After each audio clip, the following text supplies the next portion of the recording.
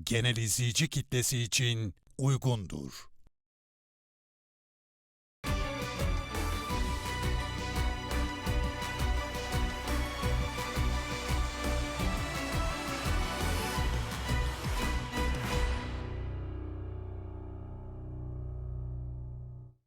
Saat Farkı'ndan merhabalar. Her hafta farklı ülkelerden, farklı milletlerden konuklarla buluşuyoruz ve dünyayı Ekotürk ekranında buluşturmaya çalışıyoruz.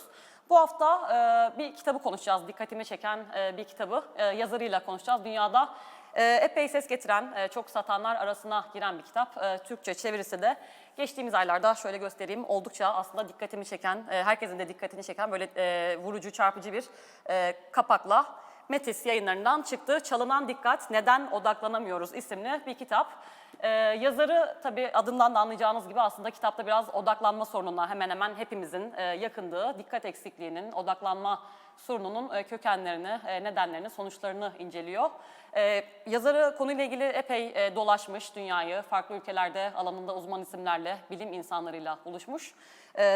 Dikkat ve odaklanma sorununa sadece bireysel bir sorun olarak yaklaşmıyor. Sorunun sistemik bir sorun olduğunu ve toplumsal mücadele olmadan çözülemeyeceğini savunuyor. Bu hafta işte biraz bu kitabı konuşacağız. Bu kitap ışığında dikkat meselesini konuşacağız. Britanyalı yazar Johann Hari bizlerle. Welcome Johann. Thank you very much for your time and good to see you on my show. Oh, I'm so happy to be here. I love Turkey. I've spent a fair bit of time in Turkey. I'm so excited about the Turkish edition of my book. So I'm thrilled to be with you. Thank you very much, John. Well, Stolen Focus, Why You Can't Pay Attention has recently come out, and this is the Turkish translation of the book. And let me tell you that I love the cover. It's so great. My Turkish publishers always come up with genius covers. It is a genius cover indeed, definitely. John, I would like to start with, of course, we will talk about the book and your findings, but let me ask you the story first, story behind the book, because I think you realized that you couldn't focus anymore and you decided to write a book. So could you please share the story with us first behind this book? And was it hard to focus on writing the book? You know, I've got a godson. And when he was 9, he developed this brief and incredibly cute obsession with Elvis Presley. And it was cute because he seemed to genuinely not know that impersonating Elvis had become a kind of cheesy cliche. And every night when I would tuck him into bed, he would get me to tell him the story of Elvis's life over and over again. And one time I mentioned Graceland, where Elvis lived, the house where he lived. And I said that people went there. You can go as a tourist. And his whole face lit up and he said, Johann, will you take me to Graceland one day? And I said, sure, the way you do with 9-year-olds, knowing that they'll forget in a week's time. And he said, no, do you really swear one day you will take me to Graceland? And I said, I absolutely promise.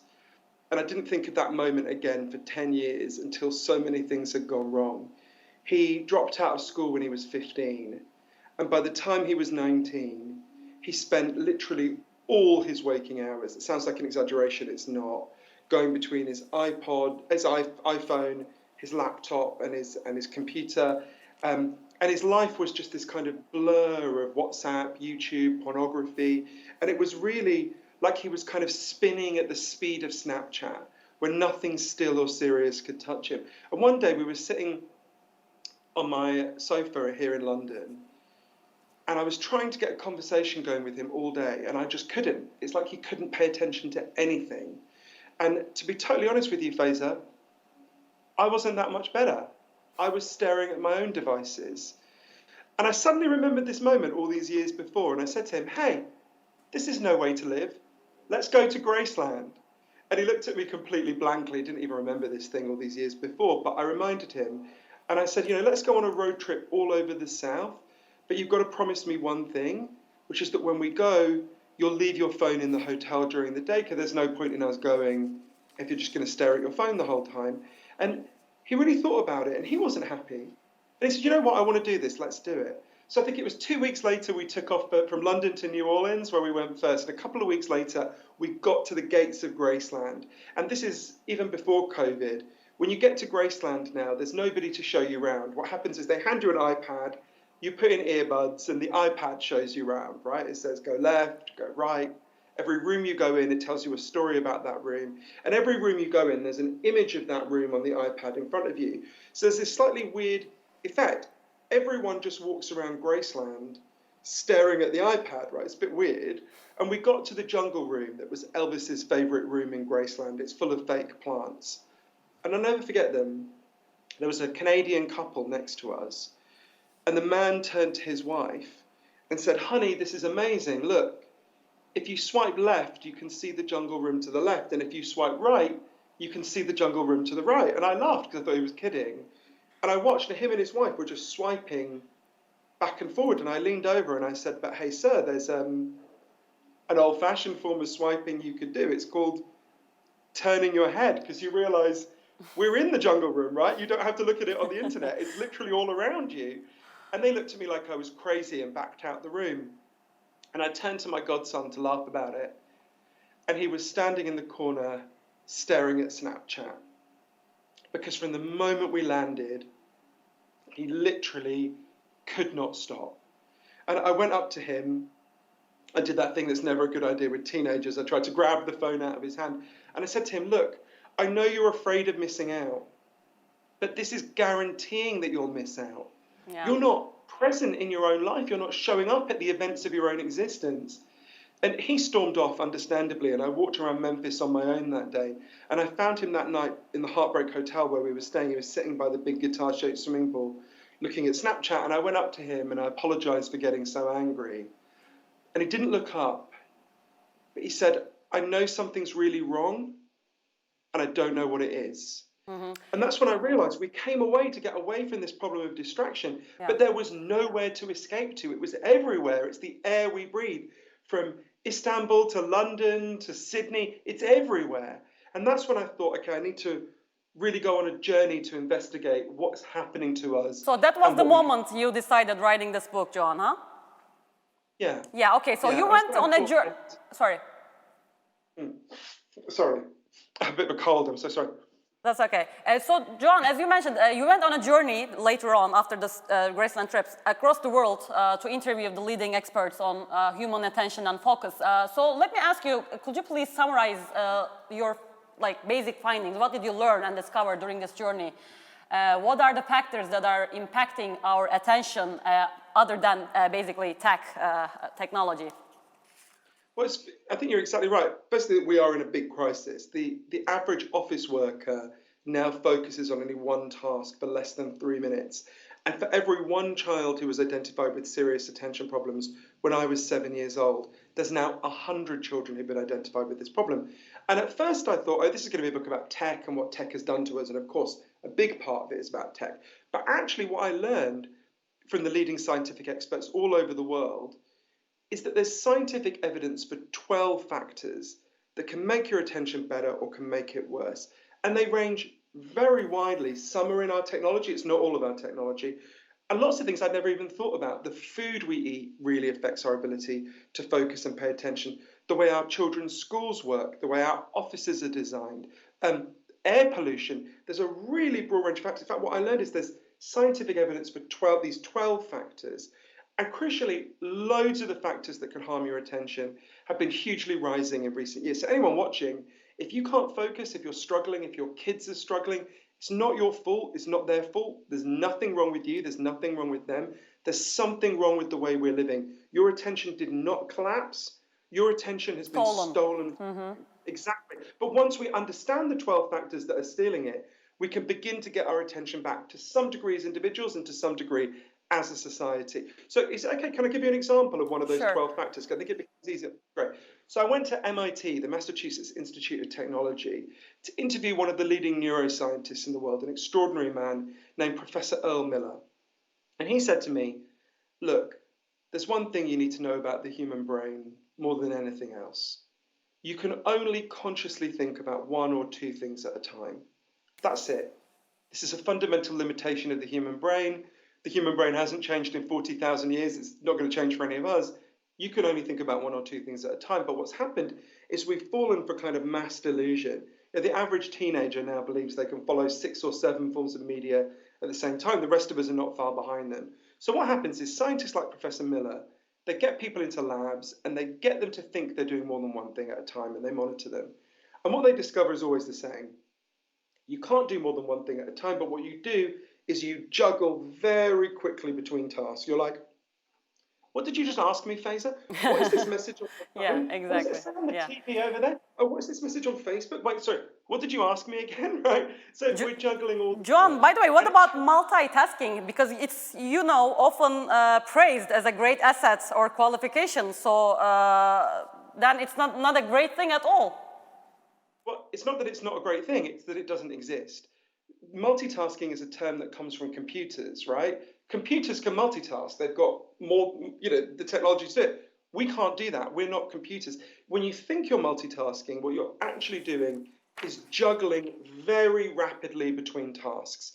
And it turns out that comes with a really big cost. The kind of fancy technical name for it is the switch cost effect. When you try and do more than one thing at a time, you do all the things you're trying to do much less competently. You make more mistakes, you remember less of what you do, you're much less creative. And this is a really big effect. If you're interrupted by something as simple as a text message, it takes you on average 23 minutes to get back the level of focus you had before you were interrupted. So you think, oh, it's going to take me 10 seconds to respond to this. But no, it'll take you 10 seconds plus 23 minutes to get back to the way we were before. But of course, most of us never get 23 minutes without being interrupted. So we're constantly operating at this lower capacity. This is why Professor Miller said to me, we are living in a perfect storm of cognitive degradation at the moment. And what are your advices then, Johann? Because I think you're not really advising a strong, tight digital detox.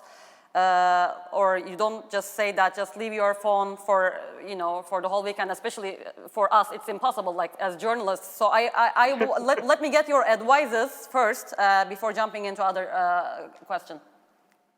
So for all of the 12 factors that I write about in my book, Stolen Focus, that are harming our attention, what I learned is there's two levels at which I think we've got to deal with them. I think of them as defense and offense.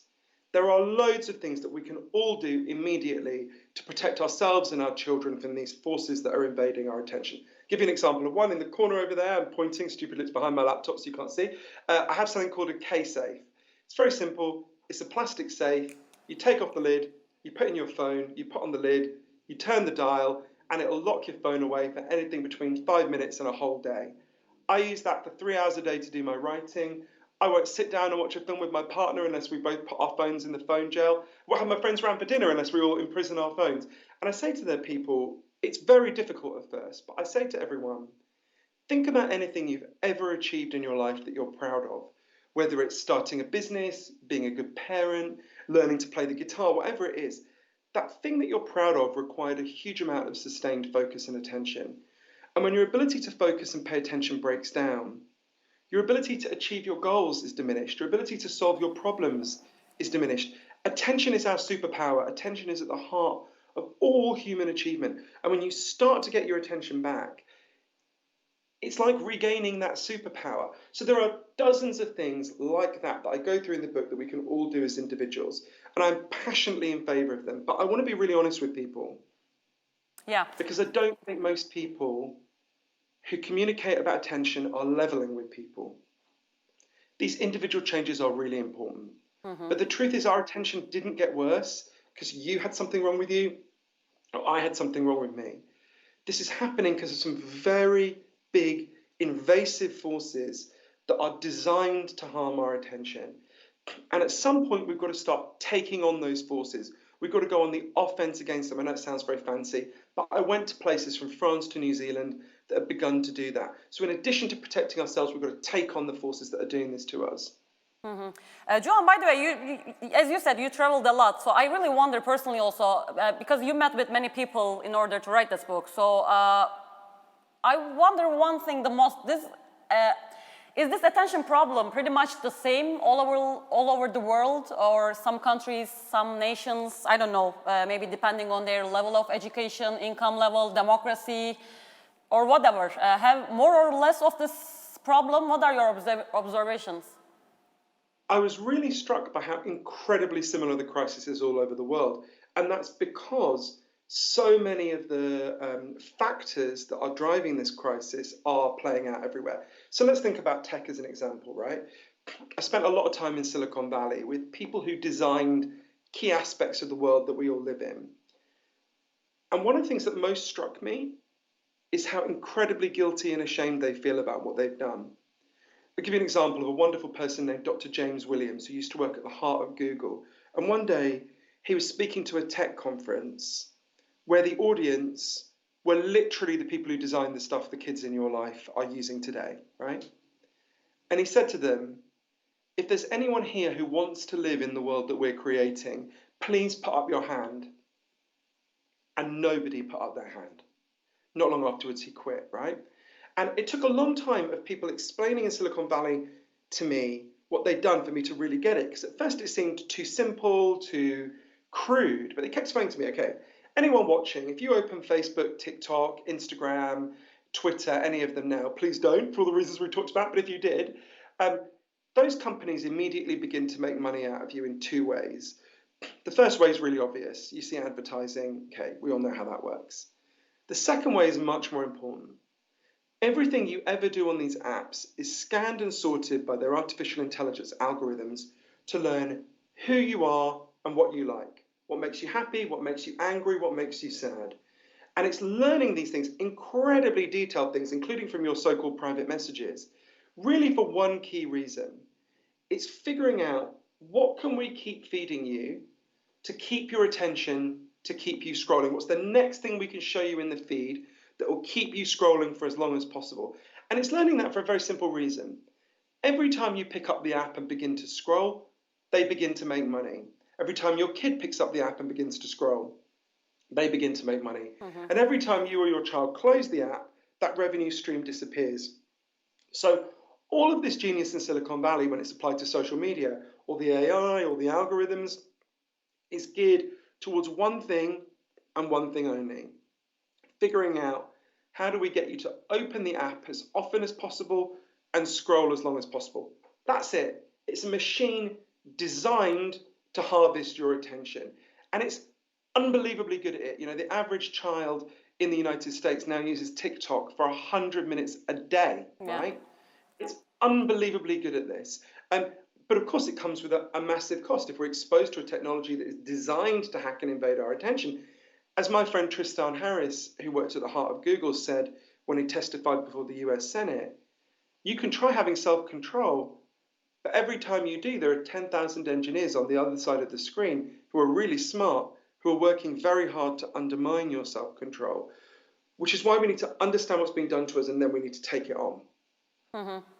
John, we have a few minutes left. Actually, I really wonder something because there is a very interesting part in your book. You say that it's no coincidence that the crisis of attention focus coincides with the crisis of democracy. People who are unable to focus tend to authoritarian solutions. Could you elaborate a little bit, please? Because we have very limited time left. Yeah, so this is a dynamic I obviously is playing out in Turkey as it's playing out in a very different way in my own country, Britain. So, like I say, the technology is designed to keep you scrolling. All it cares about is how do we keep you scrolling. So what it discovered is these algorithms are set up to just experiment on people, what keeps them scrolling. And it discovered something really important. If it feeds you stuff that makes you angry and outraged, you will scroll for longer, right?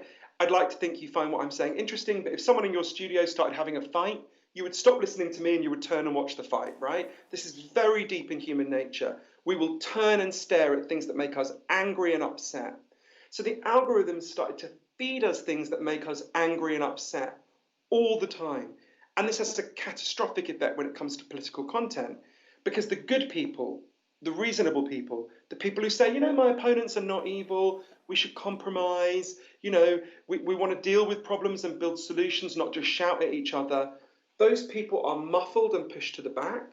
And the people who are most angry, most cruel, most simplistic are given the biggest megaphones. You know, the night that Jair Bolsonaro, the far-right leader, became president in Brazil, what did his supporters chant outside at his election rally?